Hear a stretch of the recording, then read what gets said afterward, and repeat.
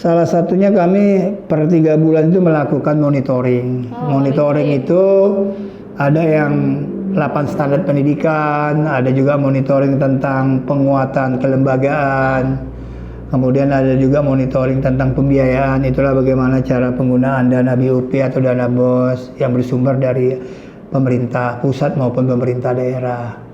Jadi sebelumnya dari Dewan Pendidikan ini sudah mempelajari lah dari dinas gimana SOP untuk memonitoring. Iya, betul.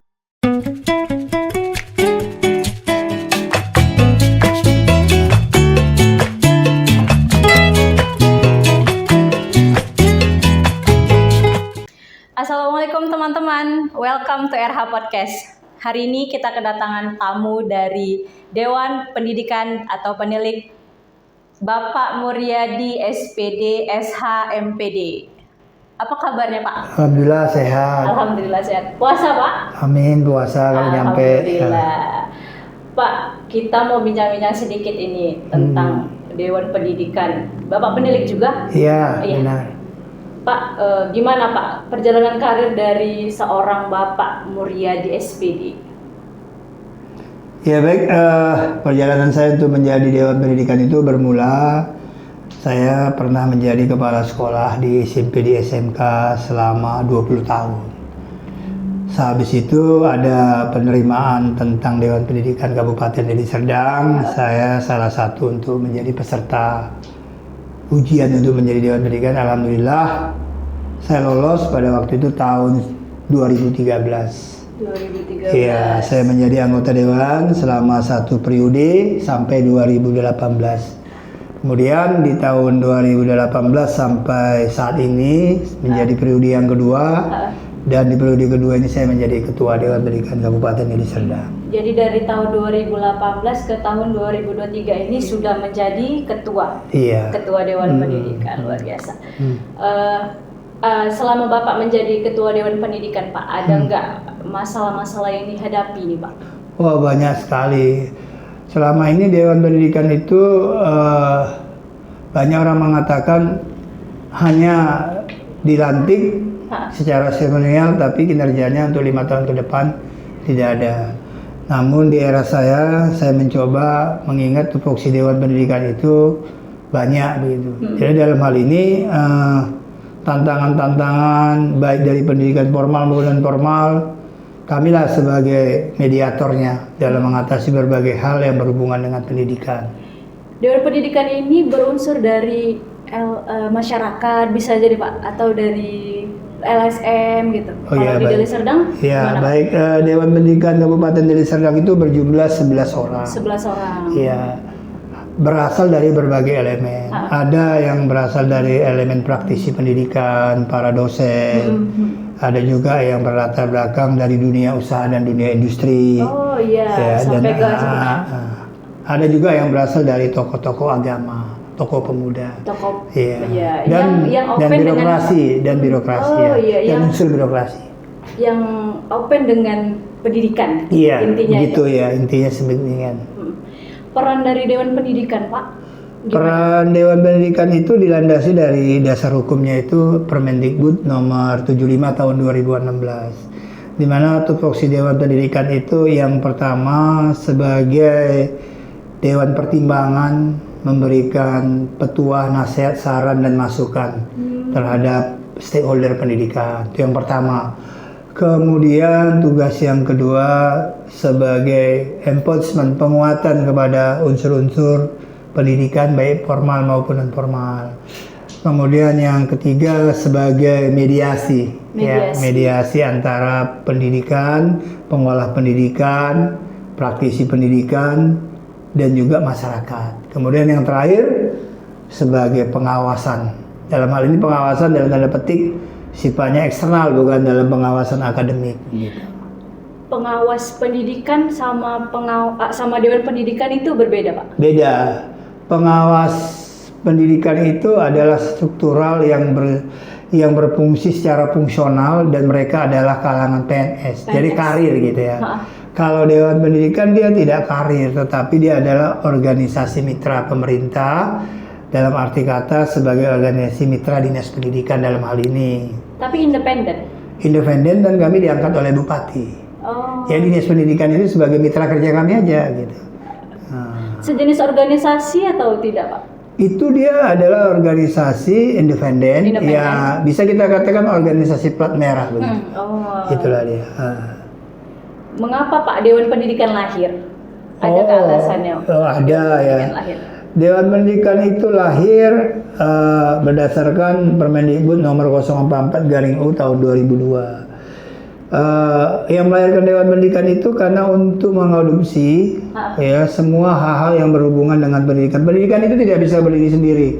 Dia harus ada 3 pilar: pemerintah, kemudian swasta, kemudian dari kalangan-kalangan pendidikan itu sendiri. Makanya dia harus disatukan persepsi di mana untuk mengakomodir semua hal-hal yang berhubungan dengan pendidikan. Karena pendidikan itu multikompleks saat ini. Semua membutuhkan pendidikan dan kendala-kendala pendidikan juga begitu banyak di era-era sekarang ini. Gitu. Jadi kalau untuk Dewan Pendidikan ini memang mengawasi atau memonitoring pendidikan formal aja kah atau non formal? Formal dan informal. Oh jadi formal oke, non formal juga oke, gitu ya Pak ya. Program dari Dewan Pendidikan Kabupaten Deli Serdang Pak ini apa? Program Dewan Pendidikan Kabupaten Deli Serdang itu banyak. Salah satunya kami per 3 bulan itu melakukan monitoring. Monitoring itu ada yang 8 standar pendidikan, ada juga monitoring tentang penguatan kelembagaan, kemudian ada juga monitoring tentang pembiayaan. Itulah bagaimana cara penggunaan dana BOP atau dana BOS yang bersumber dari pemerintah pusat maupun pemerintah daerah. Jadi sebelumnya dari Dewan Pendidikan ini sudah mempelajari lah dari dinas gimana SOP untuk memonitoring. Iya, betul. Sebagai penilik itu kan bahasa dari tilik, bahasa Jawanya tilik itu artinya. Apa sih Pak yang ditilik itu? Apa sih yang penilik itu adalah juga jabatan fungsional yang diperuntukkan untuk pendidikan non formal. Kalau dia di pendidikan formal namanya pengawas. Pengawas. Iya, tapi kalau pendidikan non formal namanya penilik. Nah, gitu. Itu dia bedanya. Jadi PAUD itu dari bahasanya penilik. Iya, PAUD itu kan payungnya. Di dalam PAUD itu ada jenjang-jenjang KB, kelompok belajar, playgroup, ada TK, ya, ada SPS, ya. Kemudian satu lagi juga ada yang namanya itu saya silap kurang paham saya, tapi ada 4 yang ditangani itu dari penilik itu. PKBM. Iya, baik itu dia 4. Jadi penilik itu kalau di sekolah pengawas namanya pengawas, kalau di non formal namanya penilik. Betul. Gitu. Iya. Pendidikan seperti apa nih Pak yang Bapak mau kira-kira untuk PKBM yang ada di Deli Serdang? Kalau saya berbicara dari koridor Dewan Pendidikan, maunya pendidikan kegiatan belajar masyarakat ini adalah memang betul-betul pendidikan yang memang dikelola oleh orang-orang yang berlatar belakang pendidikan. Kenapa saya katakan demikian? Biasanya ruh orang pendidikan itu, dia akan mampu memanajemen pendidikan dengan baik. Kemudian di samping itu juga saya berharap para pengelola PKBM ini tidak henti-hentinya untuk belajar. Karena apa? Karena pengelola PKBM itu berlatar belakang dari berbagai sumber ilmu yang berbeda.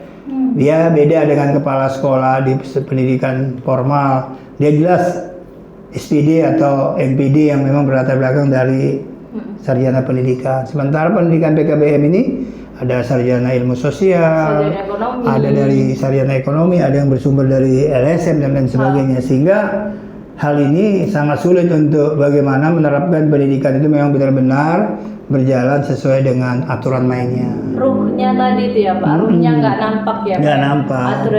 Seharusnya dia sarjana pendidikan, tapi malah ada beberapa LSM yang malah membuka untuk PKBM ya Pak ya. Tapi sah-sah saja, artinya dalam hal ini kan PKBM itu kan pendidikan kegiatan masyarakat, ya kan? Artinya sah-sah saja siapapun ingin menjadi pendiri dari PKBM. Tapi dalam satu dasar dia mau belajar, kemudian dia juga harus mampu untuk mengadopsi berbagai ilmu yang berhubungan dengan dunia pendidikan. Dan itu tetap dia. harus mengerti SOP pendidikan. Pak. Betul, ya, itu Iya. dia. Nah Pak, untuk pesan untuk seluruh penyelenggara pendidikan baik formal dan non formal. Pesan saya untuk pendidikan non formal ya, terkhusus untuk pendidikan, pesan saya bahwasanya pendidikan non formal itu dulu itu berlatar belakang dari pendidikan PLS, pendidikan luar sekolah. Pendidikan luar sekolah. Jadinya pendidikan luar sekolah itu kan masyarakat intinya, luas sekali dia. Jadi saya berpesan kepada para pendidikan non formal dalam hal ini baik PKBM, KB, ya, kemudian SPS. Ya dari sekarang ini marilah kita sama-sama belajar bagaimana menciptakan pendidikan itu dengan etikat yang memang menciptakan atau mencerdaskan anak bangsa. Artinya bagaimana mencerdaskan anak bangsa dalam hal ini terkhusus bagi PKBM. Karena PKBM ini jujur saja sebenarnya sangat terpuji sekali lah ya orang yang mendirikan PKBM. Kenapa? Sasarannya adalah orang-orang yang putus sekolah. Iya, benar Pak. Dengan dia putus sekolah, dia juga diberikan pendidikan, dia juga menerima ijazah. Yang menerima mereka ini kan PKBM. Artinya PKBM ini sangat terpuji sekali, sangat baik sekali. Jadinya saya berharap pengelola-pengelola itu di samping secara finansial dia juga dapat, tapi secara kemanusiaan juga dia mendapat suatu hal yang terhormat di tengah-tengah masyarakat.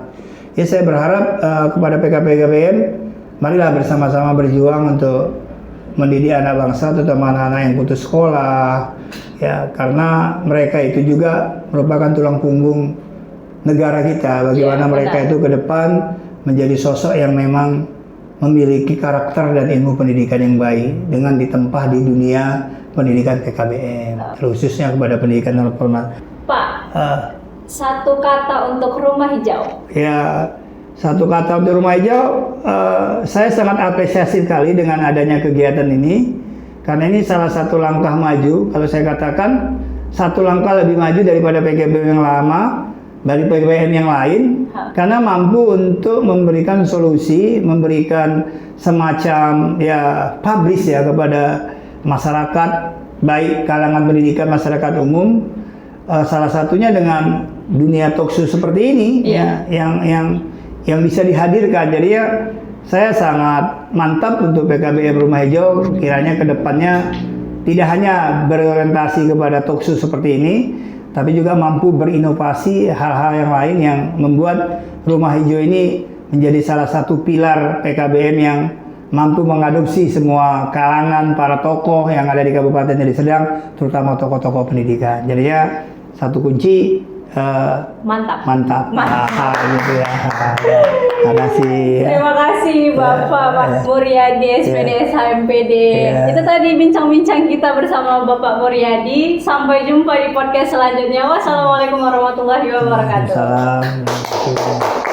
Ya. Terima kasih ya.